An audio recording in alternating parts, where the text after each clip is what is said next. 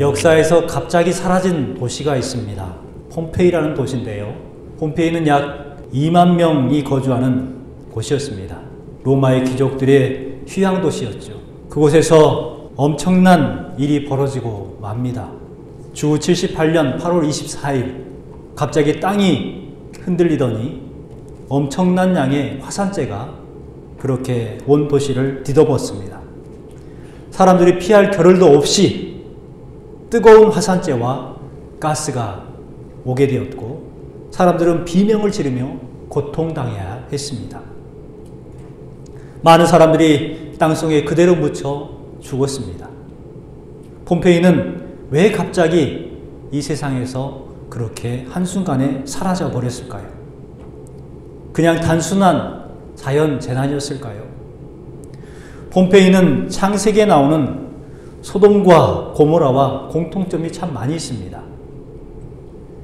소돔과 고모라는 하나님의 그 반역과 그리고 하나님을 알지 못하는 사람들이 모여 살다 보니 결국은 음란하게 되었고 우상을 숭배를 하게 되었고 결국 한순간에 하늘에서 내리는 유황불로 모든 도시가 불타버렸습니다.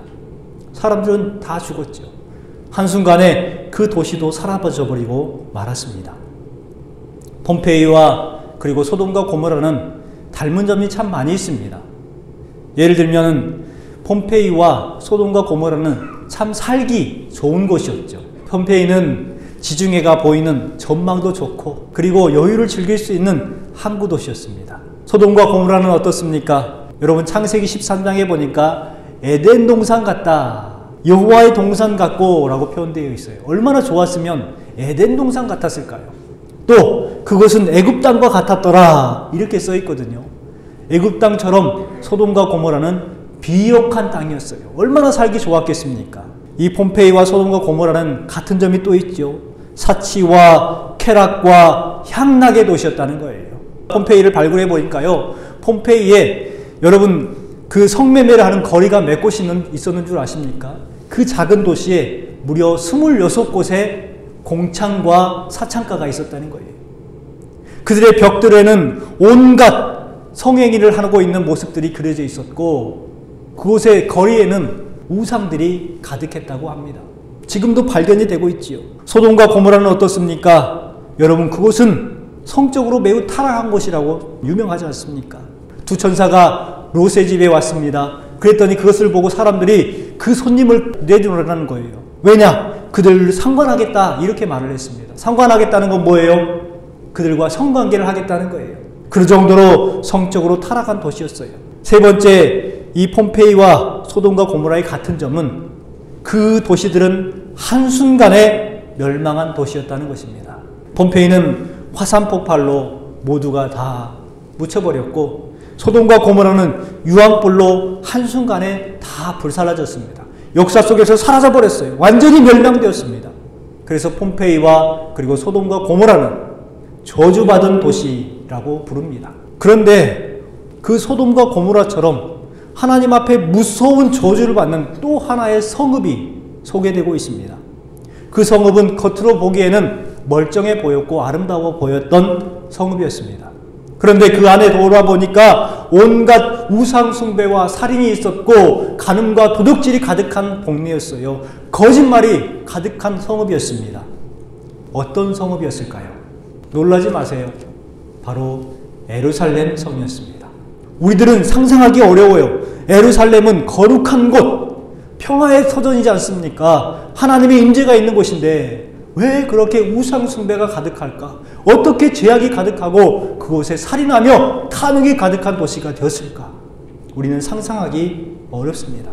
예루살렘에서는 제사장들이 매일 하나님 앞에 번제를 드렸습니다. 타락하기 전에는 6월절마다 절기를 지키면서 남자들이 예루살렘에 모여서 하나님 앞에 절기를 지켰습니다. 그래서 시편 122편 말씀에 보면 예루살렘의 영광을 나타냈는데 예루살렘아 너는 잘 짜여진 성읍같이 건설되었도다. 예루살렘을 사랑하는 자는 형통하리로다 이렇게 기록하고 있거든요. 형통한 복을 누린다는 거예요. 여기서 예루살렘을 사랑하는 것은 하나님의 성전을 사모하는 것이죠. 하나님의 성전을 사모하는 사람들은 형통의 복을 받는다. 이와 같이 예루살렘에 대한 영화를 나타내고 있는 찬양이었습니다. 그런데 에레미야 시대에 갑자기 그 예루살렘 평화의 터전이 더럽고 가장 타락한 도시가 되고 말았어요. 가장 축복받았던 그 성읍이 저주를 받은 성읍이 되고 말았다는 것입니다. 여러분, 그 이유가 무엇일까요? 왜 에레미야 시대에는 그렇게 축복받은 땅이 저주받은 땅이 되어버리고 말았을까요? 오늘 우리가 함께 읽었었던 8절 말씀을 보십시오. 제사장들은 하나님이 어디 계신지 증거하지 않았습니다. 율법을 다루는 사람들은 하나님을 몰랐습니다. 관리들은 하나님께 반역했습니다. 선지자들은 바알의 이름으로 예언을 했어요. 그래서 무익한 것을 그들에게 소유하게 만들었습니다. 그래서 하나님께서 화가 나신 거예요. 내가 너희들과 싸울 것이다. 뿐만 아니라 너희 자손들과도 싸우리라. 하나님과 사람의 관계가 사랑의 관계가 되어야 되는데 싸우는 관계가 되었다는 거예요. 사람들이 무익한 것을 구하고 무익한 것을 따르다 보니 하나님께서 그와 같은 벌을 내리시겠다고 말씀합니다. 11절 말씀에도 이렇게 말씀합니다. 나의 백성은 그의 영광을 무익한 것과 바꾸었도다. 무익한 것. 여러분, 여기에서 무익한 것은 무엇입니까? 우상 숭배를 말하는 것입니다. 세상 물질에 대한 세속적인 삶을 말하는 것입니다. 13절에 보면 구체적으로 두 가지에 대해서 이야기를 합니다. 남유다 백성들이 두 가지 악을 행하는데 첫 번째 악이 무엇이었느냐? 생수의 근원을 버린 것이다. 이렇게 말씀하고 있습니다. 여러분, 생수의 근원은 누구를 가리키는 것입니까? 하나님을 말하는 것이죠. 축복의 생수, 건강의 생수, 물질의 생수를 공급해 주시는 그 하나님을 버린 거예요. 그것이 첫 번째 죄라는 것입니다. 여러분, 하나님을 버리고 하나님을 떠나면 자연적으로 생기는 현상이 있습니다. 그것이 뭐냐면 목마름이죠. 갈증입니다. 목마름이 찾아오고 갈증이 생겨요. 그러니까 영혼의 목마름이 생깁니다. 기쁨의 갈증이 생기고 삶의 목마름이 생기고 또 건강에 대한 갈증이 생겨요. 여러분, 이와 같은 갈증은 왜 생기는 것인가요? 바로 생수의 근원을 버린 것이기 때문에 그렇습니다. 아모스 8장 11절 말씀에 보면 이렇게 말씀합니다. 내가 기근을 땅에 보내리니 양식이 없어 주림이 아니요 물이 없어 가람이 아니요 여호와의 말씀을 듣지 못할 기갈이라. 하나님의 말씀을 들어야 되는데 하나님의 말씀을 듣지 못하니까 사람들이 어떻게 됐다고요? 갈증을 느꼈다는 거예요. 온 세상에 여러분 기근이 가득하다고 말씀하고 있습니다. 하나님의 말씀을 듣지 못하는 기갈이라는 거예요. 그래서 하나님의 말씀을 듣지 못하고 생명의 근원을 버린 다음에 생겨서 갈증이 나니까 사람들이 어떻게 합니까? 주신 말씀에 보면 두 번째 악이죠. 스스로 우물을 파기 시작합니다. 어디다 우물을 파느냐? 하나님한테 파야 되는데 세상을 향해서 파는 거예요. 물질의 우물을 파고 또 세속의 우물을 파고 밤낮 가리지 않고 고생하면서 그렇게 물질을 모아보려고 노력합니다. 왜요? 갈증이 해결되게 하기 위해서. 그런데 세상적인 우물을 파면 갈증이 해결될 줄 알았는데 여러분, 갈증이 해결됐을까요? 안 됐을까요? 갈증이 해결되지 않은 거예요. 그래서 에레미야 선지자는 그것을 향해서 뭐라고 하느냐? 무익한 것이다. 이렇게 말을 합니다. 여러분은 지금 무엇을 향해 나아가고 계십니까? 혹시 무익한 것을 위해서 지금 살아가고 있지 않습니까? 혹시 그 무익한 세속적인 우물을 파고 물질적인 우물을 파려고 그렇게 하루하루를 열심히 살고 있지 않습니까? 오늘날 우리 사회도 그 예루살렘 성과 같지 않습니까? 소돔과 고모라 같지 않습니까? 뉴스를 보면 온갖 범죄의 소식이 가득합니다. 성범죄, 동성애, 자살과 온갖 부정부패가 가득한 기사들로 넘쳐납니다. 여러분, 우리나라가 왜 이렇게 소돔과 고모라처럼 에레미야 시대의 그 예루살렘처럼 이렇게 돼버렸을까요? 19세기 뜨겁고 은혜가 가득했던 교회들, 그럼을 통해서 부흥했던 교회가 왜 20세기에 들어서면서 이렇게 힘을 내지 못하고 있는 것일까요? 정치인들이 정치를 잘못해서 그랬을까요? 아니면 학교 선생님들이 잘못 가르쳐서 그랬을까요? 아니면 부모님들이 자녀들을 훈계하지 못해서 그랬을까요? 아닙니다. 아니면 목사님들이 잘못 여러분들에게 말씀을 전해서 그럴까요? 아니에요. 괜한 죄 없는 목사님들 핑계하지 마세요. 왜 그럴까요? 그 원인은 하나입니다. 오늘 주신 말씀에 나와 있는 것처럼 사람들이 무엇을 버렸어요? 생수의 근원인 하나님을 버린 거예요. 하나님을 믿는 척 하는데 마음 가운데는 하나님이 없어요.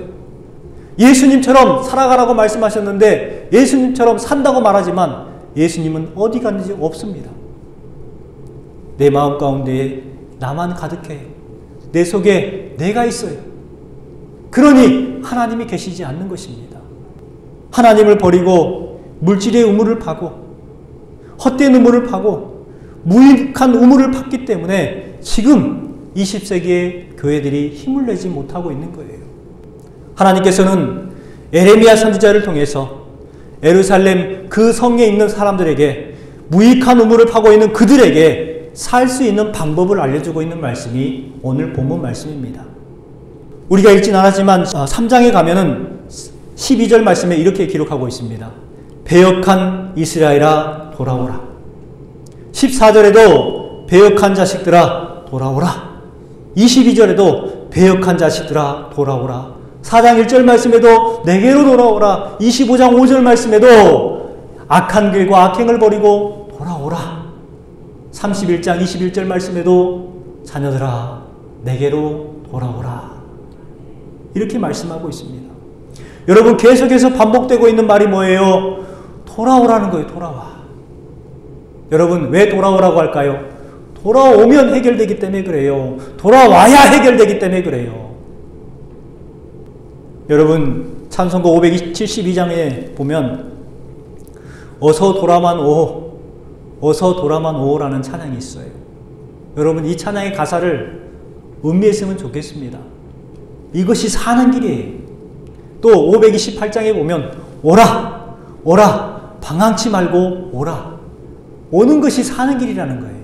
여러분 이 돌아오라는 이 말은 탕자의 아버지의 마음이죠. 탕자가 떠났습니다. 아버지는 날마다 아들을 향해서 그렇게 속으로 외쳤을 겁니다. 아들아 돌아오라. 아들아 돌아만 와라. 이것이 아버지의 마음이었을 거예요. 여러분 이것은 우리를 향한 하나님 아버지의 마음인 줄 믿습니다. 우리가 지금 혹 세상의 우물, 세속의 우물을 파고 있고 물질의 우물을 파고 있다면 그것을 통해서 영적인 기갈을 해결하려고 하고 있다면 주님께서는 우리를 향해서 계속 외치고 있습니다. 아들아 딸아 돌아오라. 돌아만 와라. 어떤 사람이 고향을 가려고 기차를 탔습니다. 바쁘게 막 서두르다 보니까 기차 번호를 잘못 보고 엄한 기차를 타버린 거예요. 서울로 가는 기차를 타야 되는데 부산으로 가는 기차를 타고 말았습니다. 이 사람이 딱 타보니까 이상하네. 봤더니 부산행 기차거든요. 그런데 왠지 그냥 이 기차가 좋은 거예요. 그래서 그 기차에 그냥 머물러서 선한 일을 하기 시작합니다. 여러분 분명 그 기차를 빨리 다음 역에서 내려서 서울행 기차를 타야 정상이에요.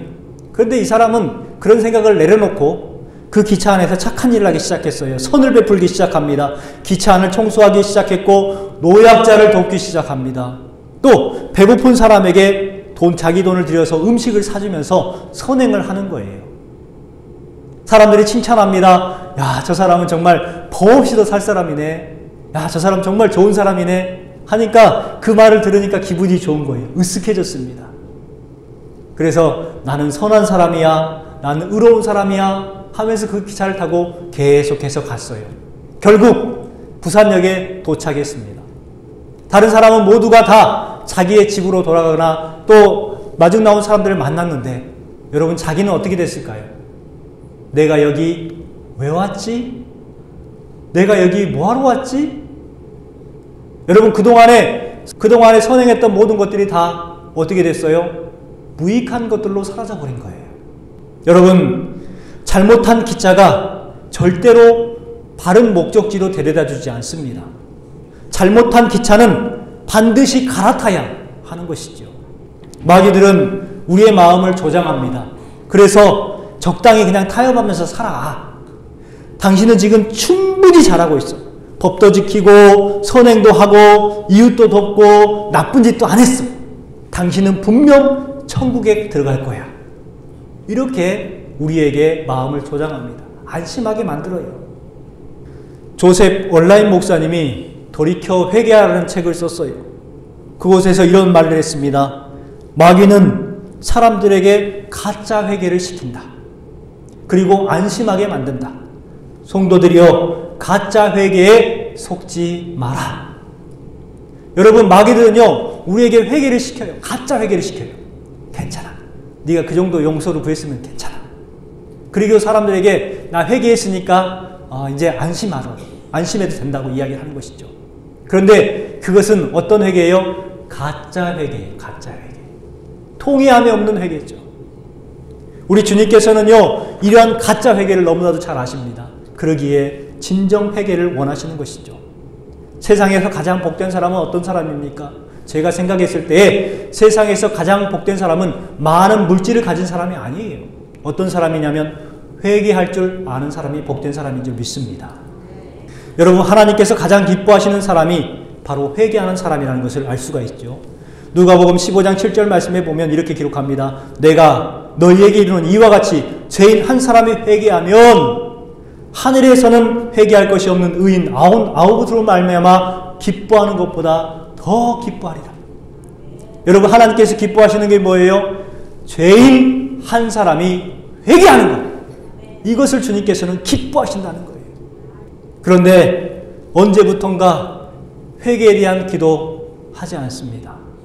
회개에 너무나도 인색하고 기복기도만 가득한 것 같습니다. 회개가 사라지면서 성도들의 능력도 사라지고 있습니다. 예배학적으로 보면 예배 가운데 가장 처음 하는 그 기도는 어떤 기도냐? 고백의 기도요, 회개의 기도를 말합니다. 여러분, 그렇지요? 중요한 것입니다. 죄를 고백하는 것, 회개의 기도를 하는 것, 그것이 가장 먼저 우리가 드려야 될 기도라는 거예요. 여러분, 회개는 가장 나중에 하는 것이 아닙니다. 가장 먼저 하는 것입니다. 신약 성경에서 베드로는 주님을 부인하고 나서 밖으로 뛰쳐나가가지고 통곡하면서 그렇게 회개했습니다. 그러나 가룟 유다는 죄를 고백하지 않았고 용서를 빌지 않았습니다. 회개하지 않았습니다. 베드로는 초대교회의 큰 일꾼이 되었지만 가룟 유다는 스스로 목숨을 끊고 자살함을 통해서 그의 생이 마감되었습니다. 왜 이렇게 다를까요? 예수님을 부인한 것 똑같이 부인했는데 왜 한 사람은 그렇게 귀하게 쓰임받고 한 사람은 자살로 생을 마감해야 했을까요? 거기에 핵심이 뭐냐? 바로 회개한 사람과 회개하지 않은 사람이에요. 회개는 이와 같은 능력이 있는 것입니다. 회개가 바로 능력이 되는 것이죠. 누가복음 13장 3절과 5절 말씀에 이렇게 기록하고 있습니다. 우리 찬양대는 3절을 읽고 여기 회중들은 5절을 한번 같이 한번 읽어보겠습니다. 시작! 너희에게 이르노니 아니라 너희도 만일 회개하지 아니하면 다 이와 같이 망하리라. 글씨 하나 틀리지 아니하고 똑같은 말씀이 두 곳에 반복되어 있습니다. 누가 잘못 기록했을까요? 아니, 중요하기 때문에 그렇게 반복한 것이죠. 너희도 만일 회개하지 아니하면 다 이와 같이 뭐 된다고요? 망하리라. 회개하라는 거예요. 회개하라는 것. 회개는 이렇게 중요한 것입니다. 구약 성경은 처음부터 끝까지 돌아오라고 말씀하죠. 그 말라기서 3장 7절에 보면 이렇게 기록합니다. 우리 같이 읽겠습니다. 그런즉 내게로 돌아오라. 그리하면 나도 너희에게로 돌아가리라 하였더니 너희가 이르기를 우리가 어떻게 하여야 돌아가리까 하는도다. 여러분, 주님께서 내게 돌아오라 이렇게 말하니까 사람들이 돌아가려고 했는데 돌아가는 방법을 알아요? 몰라요? 몰라요. 어떻게 돌아가겠습니까? 물어보는 거예요. 이 방법에 대해서, 돌아가는 방법에 대해서 말씀을 드리려고 합니다. 로마서 12장 2절 말씀에 그 해답이 기록되어 있습니다. 우리 같이 한번 읽어볼까요? 로마서 12장 2절 말씀입니다.